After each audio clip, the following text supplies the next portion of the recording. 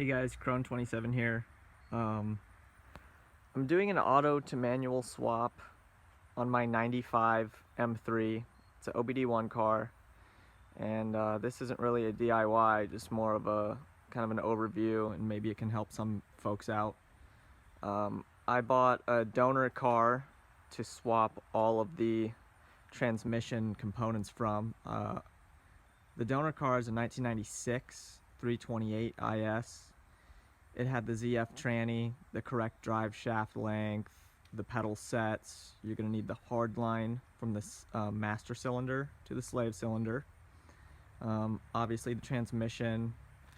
The only difference between the M3 trans and drive shaft flex disc setup and the 328 is the flex disc on the 328 is a few millimeters thinner, so you're going to want to buy a little bit thicker flex disc when you put everything in the M3 or your donor car. There is a little bit of slop in the drive shaft, so that makes up for it. Long story short, everything's the same pretty much. Everything's the same. You're going to need a little bit longer bolts to run that M3 flex disc. That's to be expected. So the bolts that everyone has problems with getting these transmissions out are these ones up here, these top ones, and they're hard to get to. These, however, I was able to get this transmission out without taking off the intake manifold.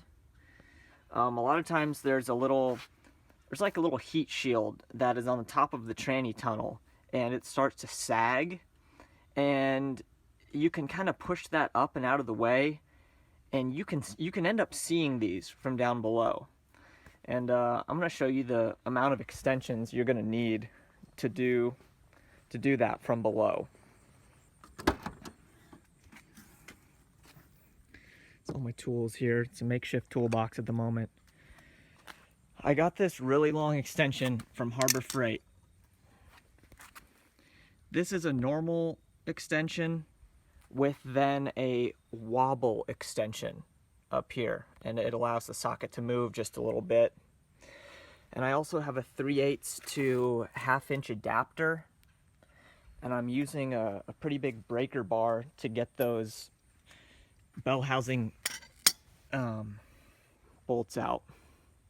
It's kind of a beast. So I'm going to show you underneath here.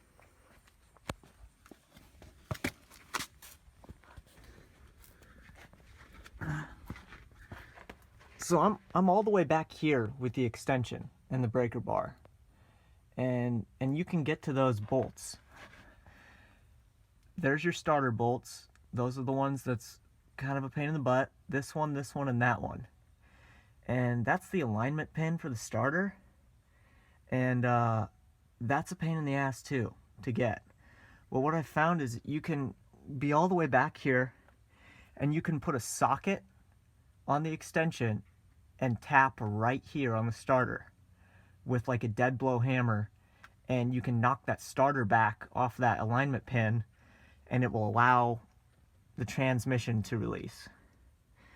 So also there's a 10mm bolt right here that comes from the back side and holds this like gasket / heat shield on, and if you don't take that off, your transmission will also not come out easy at all. So just a few tips there. This is an auto car, but see, it has the mount for the shift selector rod, and there are holes in the firewall. So sorry I ran out of space on my last video. I'm just following up on this. I've completed this auto to manual swap project, and I'm just going to go over a few things that some people hadn't really covered on video. I got a lot of help from the Build Bros YouTube site. They also do an auto to manual swap, and that really helps. So if your car is an automatic, this nipple right here will be plugged, and you can just like grab scissors and snip it off. and this goes to your master cylinder. And there are plugs in your firewall that you can just pop out and snake that hose up through here and then plug it into your brake reservoir, which also serves as your reservoir for your master cylinder and slave cylinder.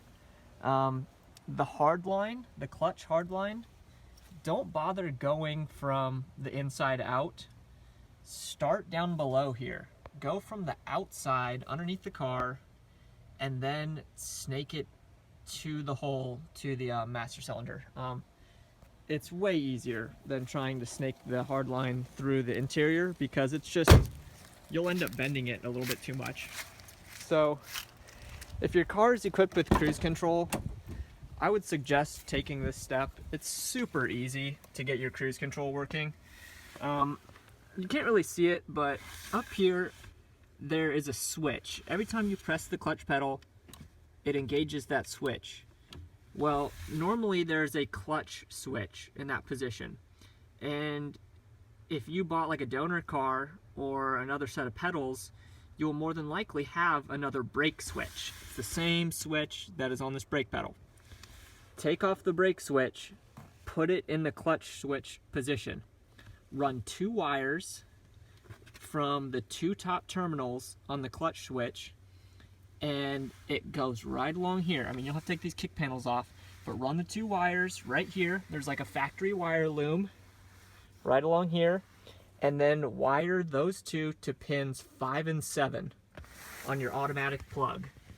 And that will allow your cruise to engage, disengage, and the clutch safety switch, when you press in the clutch, then the car will start. So everything works as OEM, works as it should, and it's just a real easy step to take. The car's been awesome so far with the swap. No issues, and no regrets at all. It's kind of some grunt work to do, but nothing was too extremely difficult.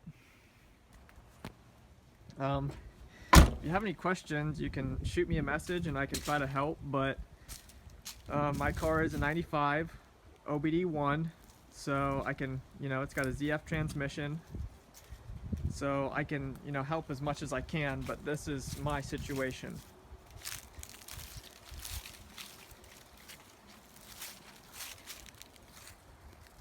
Thanks, guys.